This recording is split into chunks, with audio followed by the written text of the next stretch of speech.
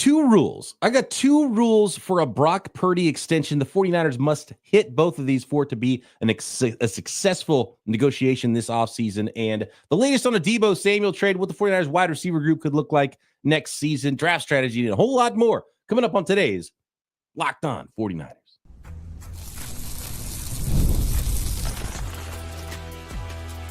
You are Locked On 49ers, your daily San Francisco 49ers podcast, part of the Locked On Podcast Network, your team every day. Welcome to Locked On 49ers. Brian Peacock and Eric Crocker at BD Peacock at Crocky209. Thanks, everybody, for making us your first listen on the Locked On Podcast Network, your team every day. Love all the everydayers out there. And when you come through, let us know. Hit that thumbs up so we know you came by. And if you're new to the program, please subscribe. Helps us out tremendously. So you know when there's a new episode, and you can hang out with us every day as we break down the NFL draft, all the potential trades, and everything going on in Ninerland every day, not only through the season, but in the off-season, draft season, postseason, preseason as well. Stay tuned in right here to Locked On 49ers. Subscribe on YouTube or wherever you listen to your podcast. Today's episode brought to you by FanDuel. Right now, new customers can get $150 in bonus bets if you win your first $5 bet at FanDuel.com.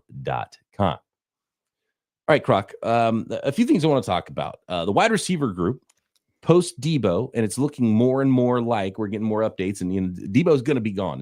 It's just a matter of how and when, and if 49ers get anything back for him, what they get back for him. But Brock Purdy, and I was on with Larry Kruger on KBR this week, and we talked about a few of these things, and it's really becoming clear to me. I to be honest with you, what the number is that Brock Purdy makes, it doesn't matter. Like, Brock Purdy deserves a huge raise. He's been so underpaid the last few years, and he's a good quarterback. You know, if I was just to put a yearly number on it, I would say Brock should probably get about $45 million a year. That's kind of the way I look at it, because you need to operate. You need some room to operate and build a team around Brock Purdy. You need room to operate to build around most quarterbacks. Yes. But he may need just a little bit more help. You need that for Jalen Hurts. If you want the 49ers to look like what they look like in 2023. And you need it for Patrick Mahomes. If Patrick Mahomes goes against a team and is just relentlessly pressured, then if Brock Purdy goes against a team and is relentlessly pressured, it's going to go the same way, right? So you still have to build a team around him, right? And the 49ers fell a little bit short in 2023, and they had the best injury luck and the best roster you could possibly ask for, and they still fell a little bit short. And you're going to go pay your quarterback 50 times more than what he was making that year, right? So you could see where it would start to get a little bit more difficult to build around Brock Purdy, and how that might hamstring the 49ers team build going forward, and what that might potentially look like. So, and I don't know what the number is. It could be 50, 55. He could break the record. It could be $62 million a year, get more than Dak Prescott. It could be a short-term deal. It could be a long-term deal. It could be, a lack of guarantees, or shorter, less money, more guarantees, just the way it's structured overall, void years, whatever it is. However this contract turns out, the rule, I don't care what the number is. The rule is that you have to hit, if you're the 49ers, is it can't hamstring you so much that you're not going to be able to operate and do big things around him. And I'm not just saying like, oh, we don't have to cut a bunch of guys.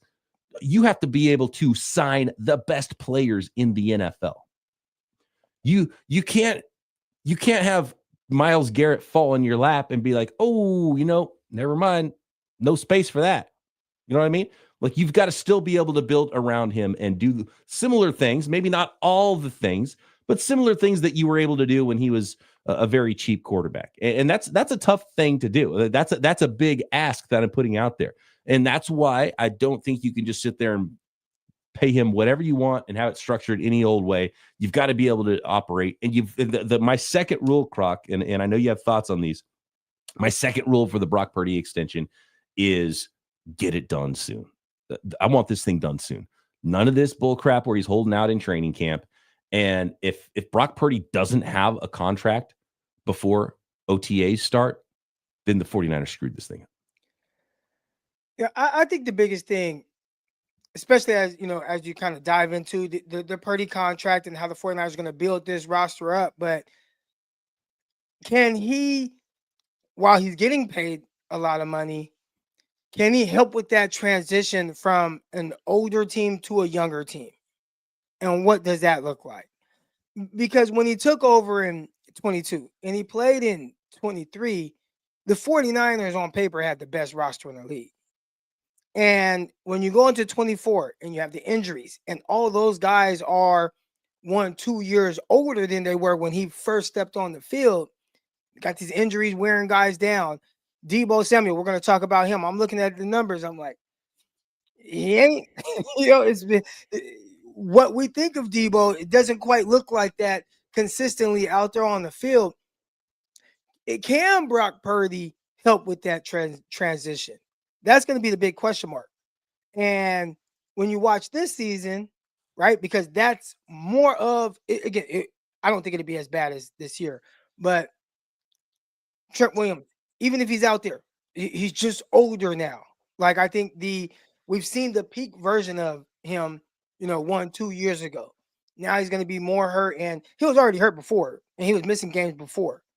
So what's it going to look like when he comes back this year? I mean, I'm assuming good, but is he going to be best left tackle in the NFL good, which he was in 2022 and 23? Like, he was the best. Christian McCaffrey, he was the best running back in the league. He was widely considered that. He was offensive player of the year, right? Is he going to return back to that? And I think a lot of people think, like, yeah, of course. I don't know if he is, because running backs, they just kind of fall off a cliff sometimes, and they just start to have these reoccurring injuries. And you look again, Deebo Samuel, he's getting out of here. Brandon Aiyuk, he's coming off a torn ACL. The defense. Fred Warner played this whole season on a broken ankle or whatever he had going on. And there's a lot of turnover in the secondary. You're gonna guys like Travis Ward, who was an all-pro, right? So I think that's the big question. When now we're gonna go through this transition of guys that are a little bit older and they're probably not in the plans for the future. Some of them, Nick Bosa still would be, Fred Warner, still would be, Aiyuk, of course, but again, come off injury, all that. Can Brock Purdy help with this transition while making $55+ million a year? And that's going to be the big question that, 49ers, I mean, of course, I think they believe so. They hope so. But I do think that will be a big question mark. Yeah. And I keep talking about it. Like, a lot of people point to the 49ers injuries this year. Yeah, they had a ton of injuries. They should have been a better team, but it's hard to expect a healthier, more athletic Trent Williams, a healthier, more athletic Christian McCaffrey going forward. There's no guarantee what those guys are going to look like. And really, when you start talking about 2026, okay, you got an expensive quarterback. You're going to have an expensive Nick Bosa. You're probably going to redo a new deal with George Kittle, which I think would be the smart thing. I mean, he was the best player on the team. He's the MVP of the team last year. And I don't think tight end money is bad money just because of how much they impact the game and how much George Kittle impacts the game. But he's on the wrong side of 30. He's on the back nine of his career. That could go south pretty quickly. George Kittle, taking a beating. You talked about, you went back and you watched some highlights of Kittle. Kittle, first of all, he's terrific. He's still all-pro Kittle. Yeah. Right. But when we talk about just how great the 49ers can be with these guys, you went back and you watched a younger version of George Kittle, and it just looked different. I was kind of shocked. I was like, this dude was fast. And he's still really athletic. And he's the best. He's the best tight end in the NFL right now when you consider receiver blocker. I love George Kittle. He's awesome. But I was actually kind of shocked how fast he used to be. He was running away from dudes. It was kind of crazy. And so, he's Travis Kelce in the Super Bowl. Dude looked like he was 65 years old out there. You know what I mean? Like, it happens. Life happens. It comes at you quick, and it happens. It happens sooner for some positions than others. You can be savvy. You can be a tight end, and you can be pretty good for a long time. I'm not at all worried about what a contract might look like, a new extension for George Kittle, and probably would lower his initial cap hit when they would extend him, and they're talking about that, and I hope they do a new deal with him. So he'll be around, right? But Trent Williams might not be. Christian McCaffrey, no idea what that might look like because of the position he plays, and even if he is healthy next year, you're insane if you give him 25 touches a game. So to me, Christian McCaffrey should transition into something that's going to prolong his career, transition into the wide back with Deebo gone. That's the way I've always looked at Christian McCaffrey. I think that's the best way to go about it. You talk about who's going to replace Deebo Samuel. Christian McCaffrey should replace some, if not half, of what Deebo Samuel does in that wide back role stuff. And you have other good running backs, and you're able to run the ball well with other players. Draft another day 3 running back, right? Keep doing that. We'll get more about talk more about the Deebo stuff. But that team in 2026, 2027, and I keep talking about it, you're going to have a couple of drafts. So you need to hit on a lot of draft picks, but it might not look that different as far as star power goes from the team that was hurt and injured in 2024. And the Niners only won 6 games. And the roster, healthy, might not look that different in 2026, 2027, adding a few draft picks on there than it does this year. So and even with that is add dollars, not only just keep your guys, but add guys too. Even if the draft picks are good, right? Like you're saying, some of these young guys, they get a little bit better. Are they offensive player of the year at running back better? Are they all pro left tackle better? Are they all pro tight end better? Are they all pro Fred Warner better? Like Nick Bosa, all pro, Travis Ward, all pro. Like that's the part where when a lot of people talked about the 49ers roster and they're like, well, yeah, any quarterback can win with this roster. And it's like, well, no, not any quarterback. But I do think a lot of quarterbacks, like if you are a legit starting quarterback and you have that amount of talented players on your roster, you can be really good. So that's the tough thing. I think we talked about that with Brock Purdy saying, we talked about, was it last year? Maybe heading into last year. The conversation was, even if Purdy is better, there's a chance that the team record isn't as good. And I think that's the case even moving forward. Like, even if, Purdy is better and some of these players are better, are they as good as the roster was in 2022, 2023? Because there were so many guys that were at the top of, it's like you had the best linebacker, you had the best tight end, you had the best left tackle, you had the best running back. And it's just like, that's tough to, even if you like, okay, these guys are good, so I think that's just, we don't expect them to be amazing everywhere, but as they go through this transition with trying to rebuild it, will the contract of Brock Purdy hamper that? And a lot of people are pointing to the Philadelphia Eagles, and it's like, well, they paid Jalen Hurts. And it's like, well, yeah, they paid Jalen Hurts, and they just had enough guys that were just so much in their prime that they've been able to still kind of maneuver, and they figure out a way to still have some high draft picks, and they're doing well with that. And, you need a lot of, I don't want to say luck, but luck is part of it. Their GM has been pretty damn good. Yeah. I want to talk more about that draft strategy. So how should this look in the offseason for the 49ers, ideally beyond the Brock Purdy extension? Next. Today's episode of Locked On 49ers brought to you by FanDuel, America's #1 sports book. And when the game tips off, the NBA action is just getting started, and there's no better place to get in on it than FanDuel. And there's a reason why they're America's #1 sports book. You can get $150 extra in bonus bets if you win your first $5 bet. And with FanDuel, you can place live bets throughout the game. So even if you miss the opening tip-off, you can come back and bet on a fourth quarter comeback. And if you're looking for a bigger payout, you can even combine your live bets into a same game parlay. And love the parlays, love the same game and live betting. And of course, I know the NFL season is over, but the NFL betting does not end at FanDuel. Tons of draft props. My favorite way. I think you can get the best advantage over the house if you know the NFL draft in those situations. So take a look at the draft props, and we'll probably go over some of those pretty soon here on Locked On 49ers. And, of course, you can bet on the 49ers to win the next Super Bowl as well. And right now, new FanDuel customers can get $150 in bonus bets if you win your first $5 bet. Just visit FanDuel.com to join today or download the app. That's FanDuel.com for your shot at $150 in bonus bets. Make every moment more with FanDuel, the official sports betting partner of the NBA.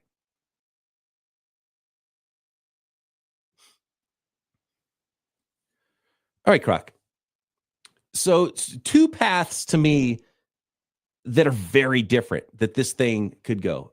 I don't know if you're a Back to the Future guy. I always think about it like this. In Back to the Future, Doc Brown goes to the chalkboard and he draws a line. He said, this is the timeline. And this is 1985 and right here, and this is the timeline. But When Marty McFly went back in time, he changed stuff right here. And now there's an alternate timeline that goes like this. And now in 1985 is on this timeline. And that's the Myles Garrett move to me. And to me, Myles Garrett is good enough of a player, Croc, that you change your plans if you can get a player like that. Now, this starts to really, this is a big move. You're going to spend at least one first, potentially what could be 2 first-round picks. It might be a third and number 11, and this is why I think the 49ers have a really good shot. First of all, the 49ers are a team that Myles Garrett's going to put on his list because they're contenders. And they have the highest draft pick of those teams that are contenders.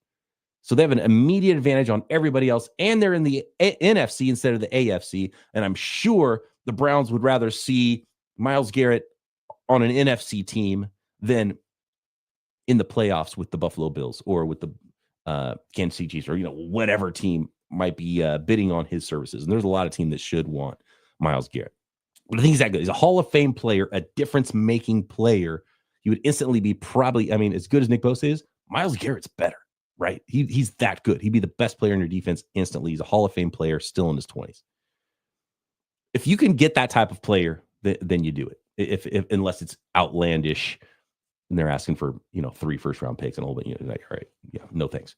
But that's so different than the alternate timeline where not only do you not trade pick 11 for Myles Garrett, maybe even trade it back. Maybe let's say the Los Angeles Chargers or the Buffalo Bills, they offer you their first-round pick next year to come up from pick 30 all the way up to 11. And the Niners can add an extra first-round pick. Now, instead of giving up first-round picks, you're collecting first-round picks. And now we're starting to talk about how you're making your own luck. You're starting to add value in the draft.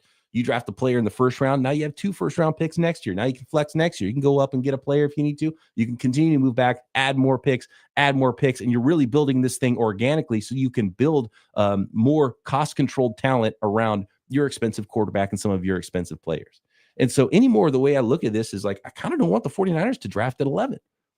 I want the 49ers to move back and collect picks, or I want them to send it to Cleveland for stinking Myles Garrett, right? But those are such different ideas because you trade for Myles Garrett, you're going down that Los Angeles Rams, F them picks, going all in. It might get a little difficult in the future. And the other way is really building it for a stronger future and building it organically. And I could see the 49ers going either direction there.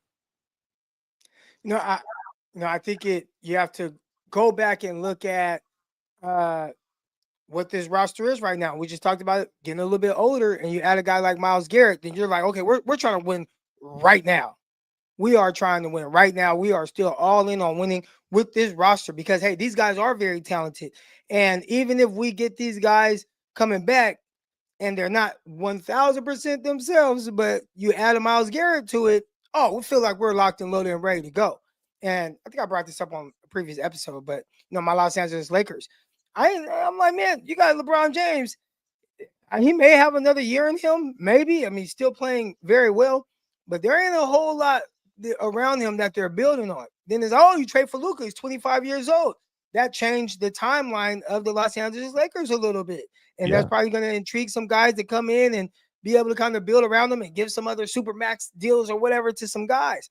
And I think bringing in a Myles Garrett for the 49ers, I don't think it changes the long-term version of them, but definitely the short-term version. I think it kicks that window open, or that door, that ball window. It makes it a little bit more open. And I think I would be a little bit more optimistic with their Super Bowl chances, because I've been wanting to say, like, well, how do you get better than 2022 and 2023 and have a better chance to win than you did in those years when everybody was cooking, everybody playing at a high level?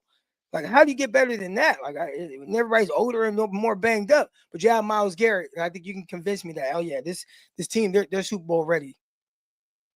Pharrell in the chat says, sucks for fans who bought his jersey number 1 and number 19, talking about Deebo Samuel. This is my thing, guys. You got to listen to buy jerseys.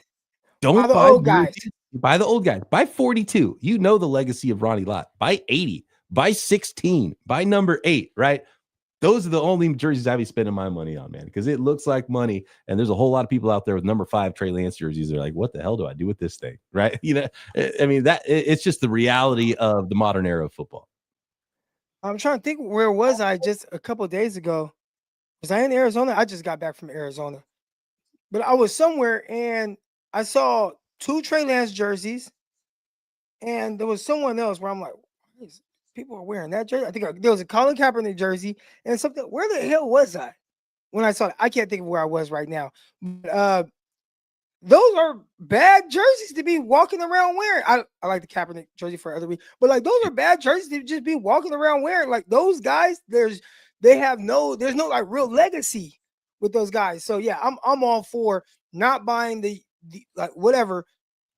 I think Kittle, I think that jersey will last. It's pretty darn safe, even when he's not here anymore. Yeah, right. Yeah, that one's pretty darn safe.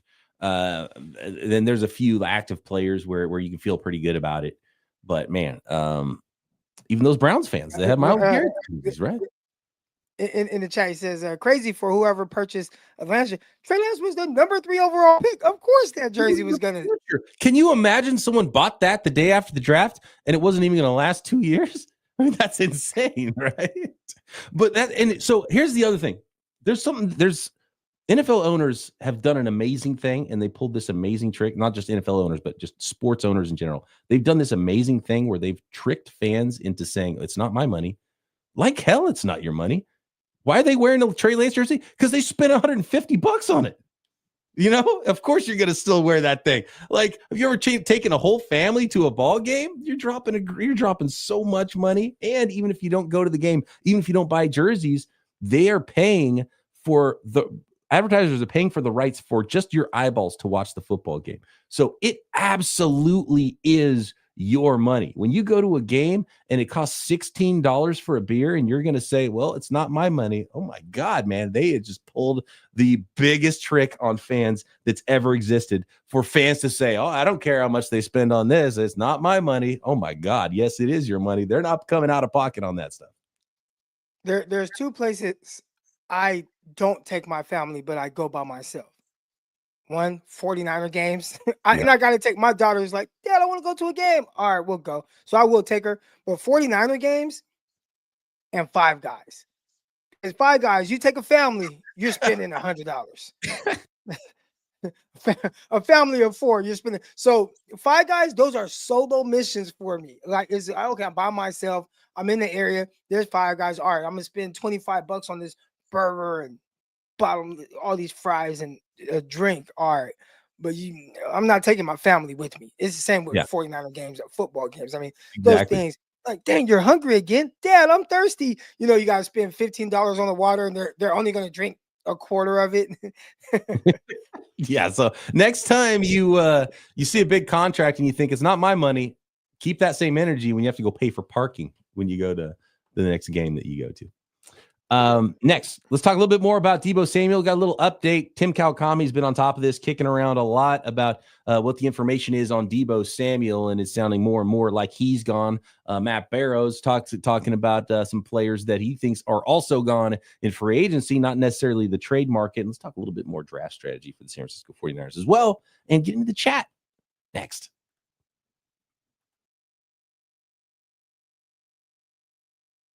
This episode of Locked On 49ers presented by Prize Picks. Football season might be over, but basketball is in full swing, and there's no better way to stay in the game than with Prize Picks, the best place for daily fantasy sports. And even if you don't play DFS, you got to check out Prize Picks. And what is it? Well, it's easy. All you do is you pick more or less on at least 2 player stat projections, and if you're right, you can win up to 1,000 times your cash, and the more you get right, the more you win. So, for example, this week, if you're looking at NBA lineups and you're thinking, man, I like the more than on Luka playing with LeBron, right?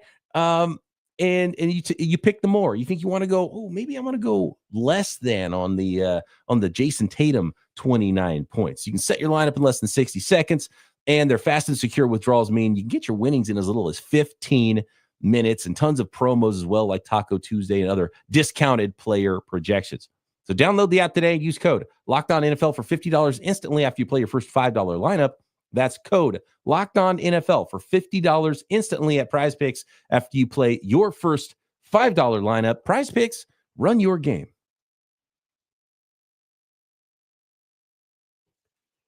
I want to go to a question on Twitter, Croc, about Deebo Samuel. And it's really, I mean, it kind of looked like he was going to be gone, Deebo Samuel. And I don't know that the 49ers want to give him away while taking a cap hit as well.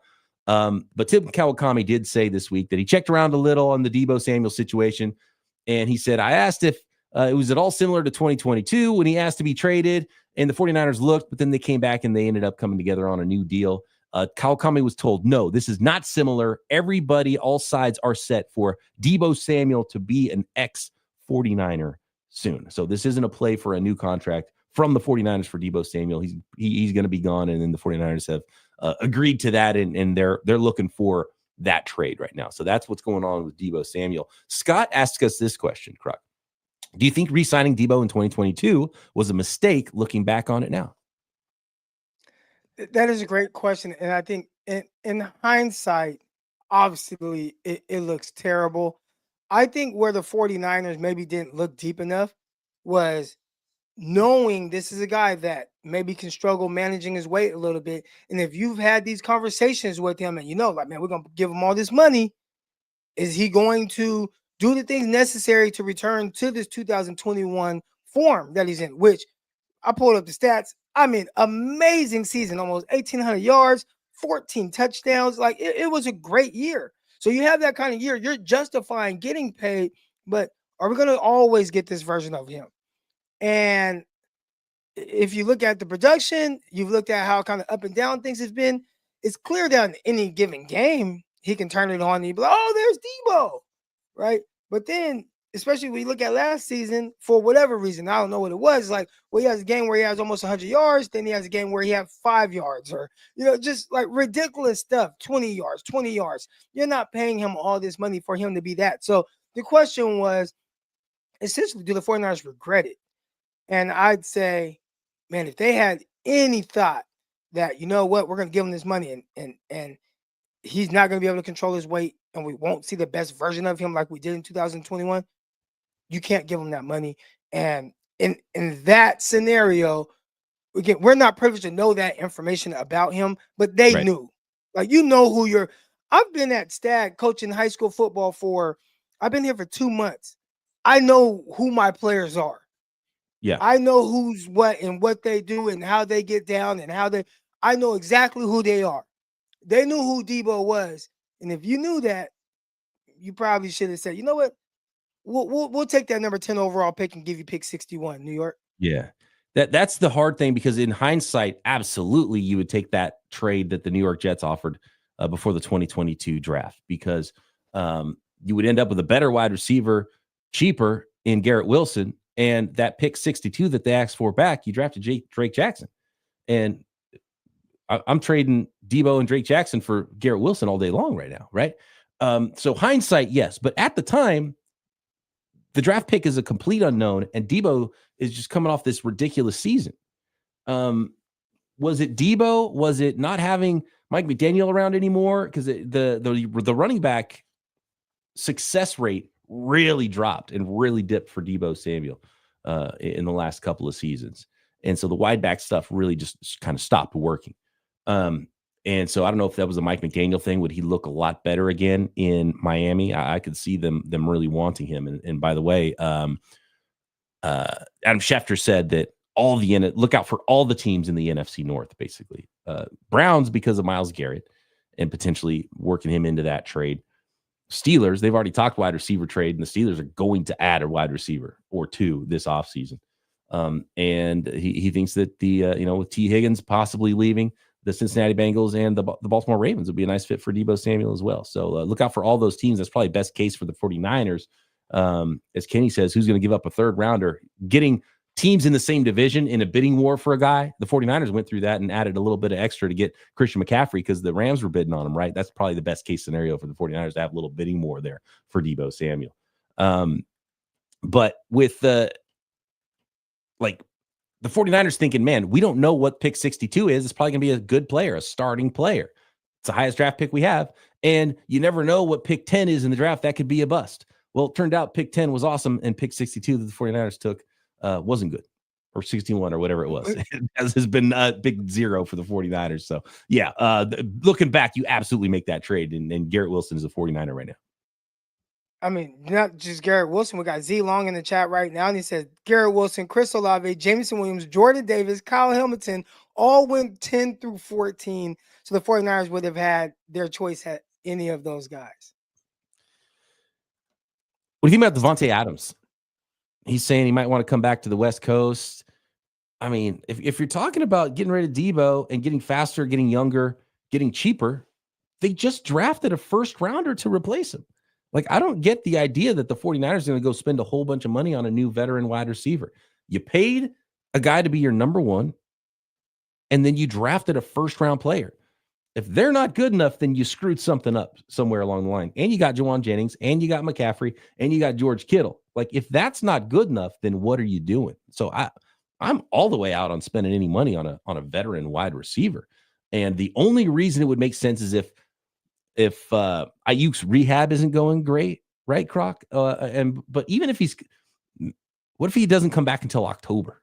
You're going to spend millions of dollars on a veteran for a month of waiting for Aiyuk to come back? So I'm not so sure about that. I'm kind of out on spending money on a veteran wide receiver. What do you think about one of these names, big name guys? There's a lot of big name, older wide receivers available. I think the pickle the 49ers are in is that Brandon Aiyuk's coming off of a torn ACL. Yeah. Because in the chat right now, Kenny Power says, drafted number one receiver. It's like, well, Brandon Aiyuk's supposed to be your number one receiver. They got two first rounders. He's just, and then you have a first round receiver, like a guy that you just took 31, Ricky Pearsall. And I know it's just the 49ers, it's just weird dynamics from last year. The Brandon Aiyuk injury, Ricky Pearsall and everything he dealt with from the off-season stuff with the shoulder injury, and then obviously getting shot and having to miss a quarter of the season.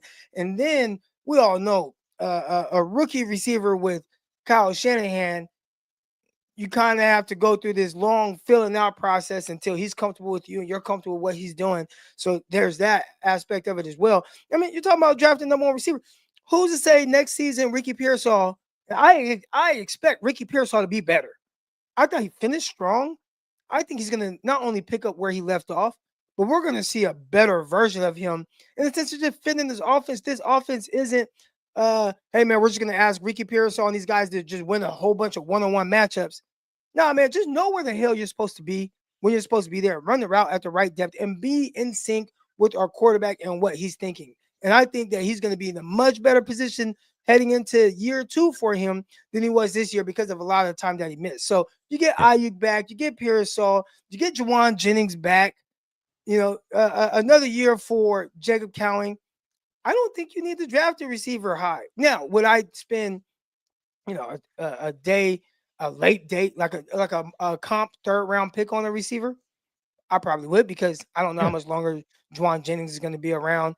Is Jacob Cowing going to be a guy? But I like Brandon Aiyuk. I like Pearsall. I need a third guy that let's shake some things up a little bit. But I don't think it's like, I got to go get Devontae Adams, or I got to get Luther Burden or McMillan in the draft and draft these guys really high. I don't think that that's necessary, especially because of how I've complained personally with how the 49ers utilize their receivers, which they don't care to truly feature a guy a certain way. So just play with the guys that you currently have, and I expect them to be really good. I expect the room to be good. Question about backup quarterback. Vietaz says, what's the backup quarterback situation going to look like just in case? And that's why you need to do a deal early with Brock Purdy, so you have your guy in house and he's practicing and he's running the stuff with the team, and you don't have to really spend a lot of money on a veteran because you need to be cheap there. If you're going to give Brock Purdy $55 million a year, you should be able to just draft his backup on day 3, right?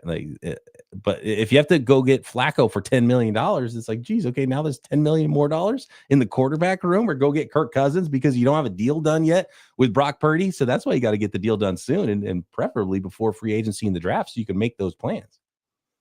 Yeah, that plan drastically changes depending on what you do with Brock Purdy. If Brock Purdy signed, then I'm good. All right, we got Brandon Allen as the backup, whether you like him or not or whatever, but you got Brandon Allen as a backup, and then I'll draft a guy in the 5th or 6th round to see if I could just groom somebody to be a good backup, right? Like just somebody that I like that has certain tangibles. We talked about the comp picks the 49ers kind of struggled with in the 3rd round.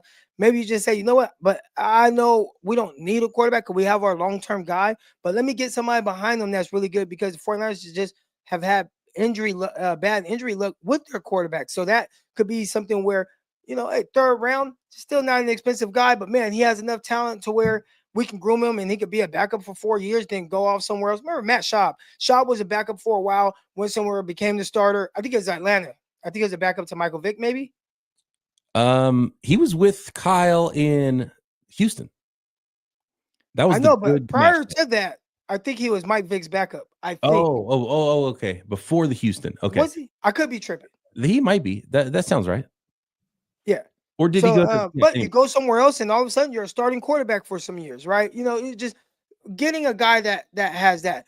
But if you don't have Brock signed, you got to go get Kirk Cousins. You just have to. Yeah. Because not because you think he's going to be this great quarterback, like he looked pretty damn washed to me, but he's going to be someone who knows how to be a pro.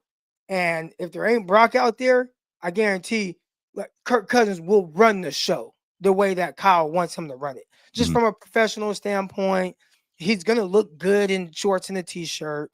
He's going to be throwing the ball. He's going to, probably coach the hell about the receivers with what they're supposed to be doing. He's like the consummate pro. If you're Brock Purdy, you don't want him behind you because the moment you start tripping or messing up a little bit, everybody's going to be like, we want Kurt, even though Kurt, look washed and all that. But that would be a guy that I got to go get him because I need my offseason to run extremely well. And I also need to put a little pressure on Brock Purdy. Say, all right, you don't want to sign this money that we're throwing at you? Come on, Kirk. I like Kirk. That's what Kyle's saying. Thanks, everybody, for jumping in the live chat. Appreciate all the questions. Really appreciate all the feedback we get in the comments on YouTube, at BD Peacock, at Crocky209 on Twitter. So keep the questions coming. Keep the conversation coming. We're going to do a lot of these off-season Q&As and talk about a number of subjects here on Locked On 49ers. More trade conversations. Of course, a lot of NFL draft, more prospect breakdowns as well coming as we build our official Locked On 49ers big board for the 2025 NFL draft. So make sure you're subscribed on YouTube and everywhere you listen to this podcast. And Croc and I back next time right here, Locked On 49ers.